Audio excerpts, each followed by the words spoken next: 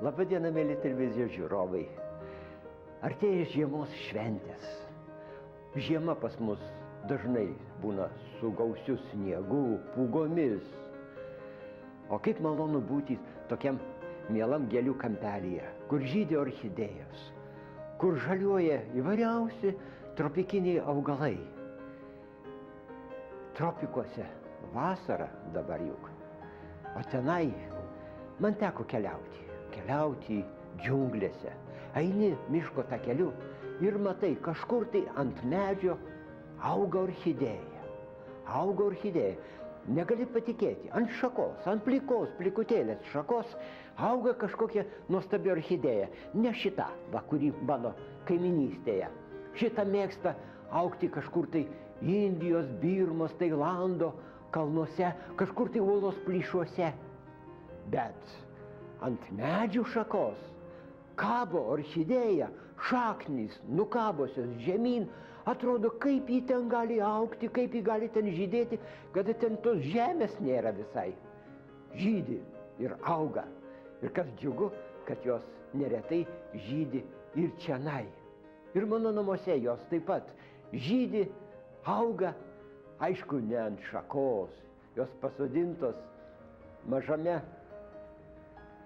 indelyje ir tame indelyje auga, lyg tai būtų kažkokių trūnėsių šiek tiek.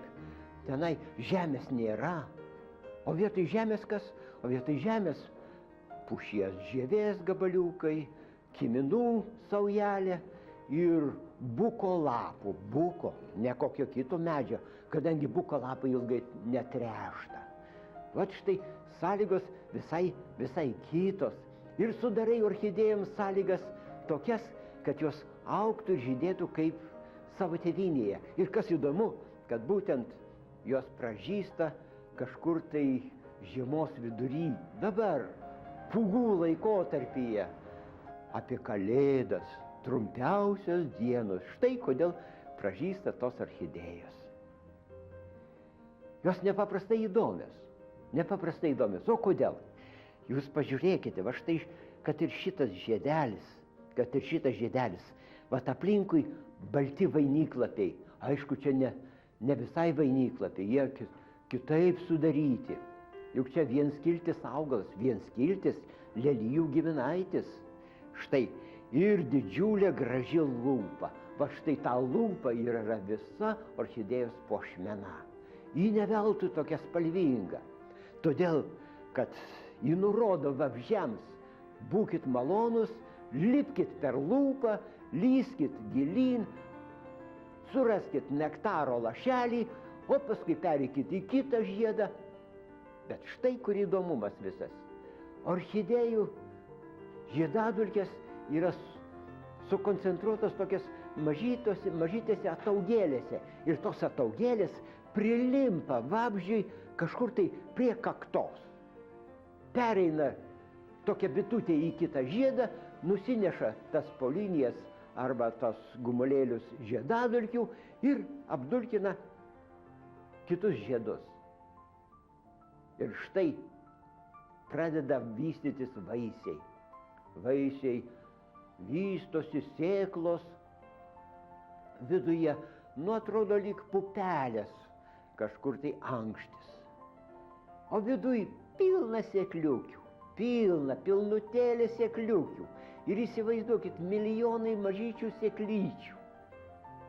O kodėl tokios mažytės? Juk aš jums sakiau, kad orchidėjos auga kažkur tai medžio tarpušakyje, netgi ir ant plikos šakos gali augti. Kaip ir bromelijos ir kai kurie kiti epifitiniai augalai, epifitiniai arba aerofitai, kurie gyvena tik tai iš oro gaunama drėgme, iš oro gaunamomis trąšomis.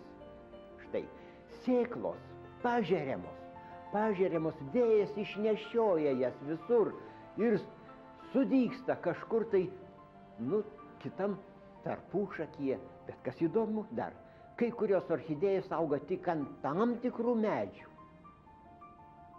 Ir dar beje, jūs galite tas sėklas sėtis pas save namuose, kiek jums patinka, iš tų sėklų niekas neišdygs. O kodėl? O labai įdomu, kad būtent jis sudygsta tik tai toje vietoje, kur auga tam tikri orchidėjų grybeliai. Grybelis įauga savo hifų į sėkliukę, aprūpina tą sėkliukę vitaminais, aprūpina kai kuriomis medžiagomis ir tik tai tada sėkliukė sudygsta. Štai kodėl anksčiau, dar prieš 200 metų, kada orchidėjų bumas buvo, kuomet orchidėjos kainavo nežmoniškus pinigus, už kai kurias orchidėjas galima buvo ištisą karietą gauti. Tada sėdavo būtent ant tokio substrato, kuris jau buvo, kur augo orchidėjos. O dabar orchidėjų yra prikryžminta įvairiausių, iš sėklų, aišku, savaime. Jas augina kaip bakterijas, augina steriliai, visiškai steriliai, ant maitinamosios terpės, kokia dažniausiai naudojama įvairioms bakterijoms auginti. Ir tenai, kadangi yra maitinama terpės jau su vitaminais irgi taip pat paruošta.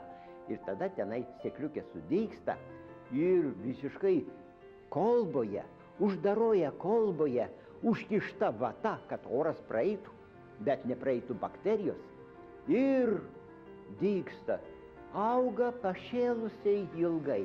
Patikėkit, įsivaizduokit, kad orchidėja pražystų, va kaip šita orchidėjukė. Tai reikia mažiausiai 3 metų. 3 metų. Bet daugumai orchidėjų reikia ir 5, ir 6 metų, o kartais netgi 12 metų. Orchidėjos paplitusios visame pasaulyje. Orchidėjos auga ir Lietuvoje. Net 30 rūšių orchidėjų, įvairių. Kartais jos mažytės, neišvaizdžios, vos matomus miške, kažkur tai miško paklotėje auga. Netgi yra tokių orchidėjų Lietuvoje, kurios neturi net lapų. Jos maitinasi tik tai tas trūnėsiais, kaip grybai beveik. Bet daugelis mūsų orchidėjų yra gegūnės, gegūžraibės, žmonės jas pažįsta, žiedynai dideli, rožiniai žiedai ir palyginti gražus. Bet tik tai viena mūsų orchidėja, tai būtent kurpaitė, turi stambius žiedus. O tropikinių daugiausia iš visų augalų, beveik daugiausia, apie 30 000, ne 30 kaip mūsų Lietuvoje, bet 30 000 orchidėjų yra. Ir jos paplitusios po visą pasaulį, išskyrus, aišku, šalčiausius rajonus. Man teko jas matyti ir Sibire, ir labai gražias beje, ir, aišku, šiltuose kraštuose. Vat štai ši cimbidija, kaip jūs matėt, tai yra Indijos, Birmos, Tailando gyventoja. Nuostabios yra orchidėjos Vandos pavadinimu. Vanda. Lenkų orchidėjų tyrinėtojas pakrikštijo savo žmonos vardu. Kągi, tikrai nuostabi ir vienintelė orchidėja, kuri turi mėlynus žiedus. Ir beje, orchidėjų ir mano namuose, šiltnamėlyje ir balkone, kuris įstiklintas 2 stiklais ir apšiltintas dar yra. Tenai žydi ir auga įvairiausios orchidėjos. Oncidijos, kokios nuostabios oncidijos, geltonoji arba rožinė. Geltonoji yra, taip ir vadinasi, šokanti ispanė. Atrodo, kad mergaitė, žiedas, atrodo, kad lyg šokanti mergaitė su plačiu sijonu. O štai juodasis princas arba zigopetalius. Irgi Andų kalnų juodoji orchidėja. Aišku, nėra visai juoda, bet jį taip ir vadiname. Tamsutėlė su lūpa mėlyna. Taip, kad orchidėjos, kaip matot, gali būti labai įvairios ir įvairiuose kraštuose jos vis skirtingos.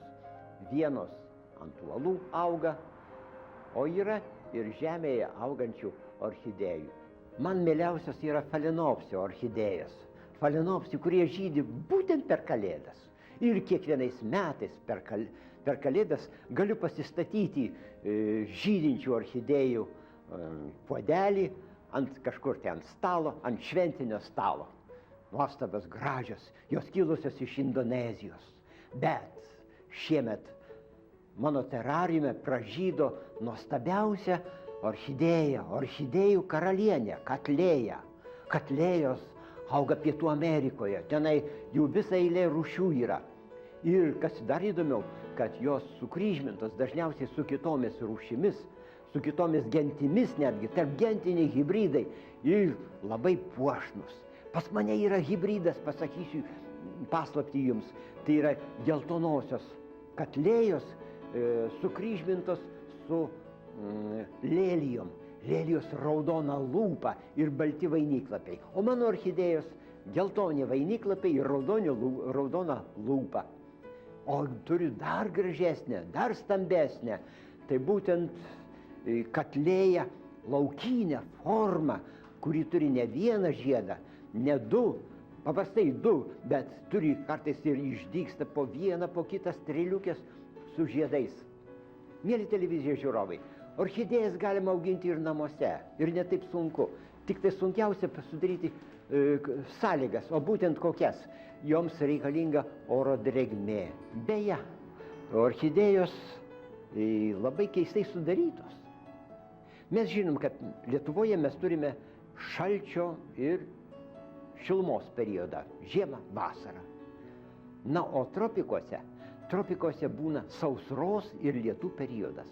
Tai štai lietų periodo orchidėjos puikiai auga, tarpsta, bet sausros laikotarpiu jos turi ištverti, juk ant šakos, įsivaizduokit, ant šakos tupėdamos, jos tiesiog vargsta, lietaus tai nėra, sausa, šilta, karšta netgi. Štai kodėl jų šaknys tokios dažniausiai storos, storutėlės, apviltos balta lyg marška, todėl kad ji traukia drėgmę iš oro. Tai viena.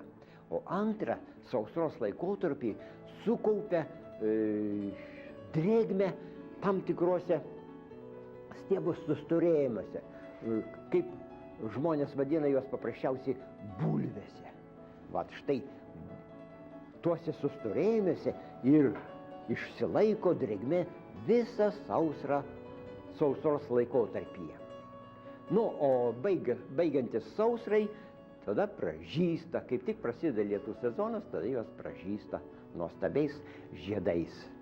Visame pasaulyje orchidėjų yra didžiulė įvairovė. Mieli televizijos žiūrovai, už lango žiema, o mūsų namuose šilta. Ir linkiu, kad jūsų šventinį stalą papuoštų nors vienas orchidėjos žiedelis. O lai jūsų kambariuose auga ir žydi orchidėjos gėlių karalienės. Linksmų jums švenčių, mėlieji televizijos žiūrovai.